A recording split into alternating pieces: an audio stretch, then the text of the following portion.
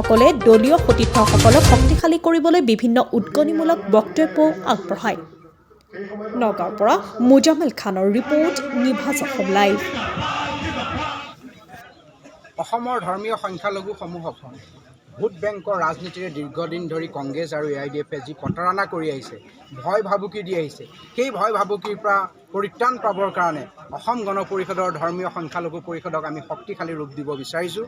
আৰু আজি ধৰ্মীয় সংখ্যালঘু পৰিষদৰ নগাঁও জিলা সমিতিৰ জিলা অধিৱেশনখন আমি নগাঁৱৰ সংখ্যালঘু প্ৰসূতি প্ৰধান অঞ্চল এই দগাঁৱত অনুষ্ঠিত কৰি আমাৰ দলৰ শীৰ্ষ নেতৃত্বই আমি অংগীকাৰবদ্ধ হৈছোঁ যে ধৰ্মীয় সংখ্যালঘুৰ মানুহক অসমৰ বৰ অসমখনৰ লগত একেলগে আগবঢ়াই লৈ যোৱাৰ যি দৃঢ়তা, সেই দৃঢ়তা অসম গণ পৰিষদে আমি দেখুৱাবলৈ চেষ্টা কৰিছোঁ।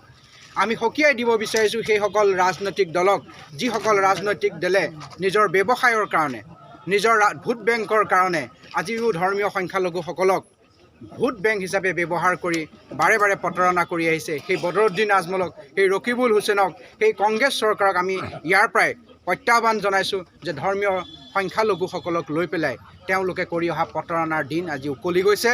আৰু আগন্তুক সময়ত অসম গণ পৰিষদে প্ৰতিটো ধৰ্মীয় সংখ্যালঘু অনুষ্ঠানৰ ওচৰলৈ যাব, ধৰ্মীয় প্ৰতিষ্ঠানৰ ওচৰলৈ যাব, মানুহখিনিৰ ওচৰলৈ যাব আৰু জনসাধাৰণৰ ওচৰলৈ গৈ একত্ৰিতভাৱে তেওঁলোকক আমি আগবঢ়াই লৈ যোৱাৰ পৰিকল্পনা লৈছোঁ।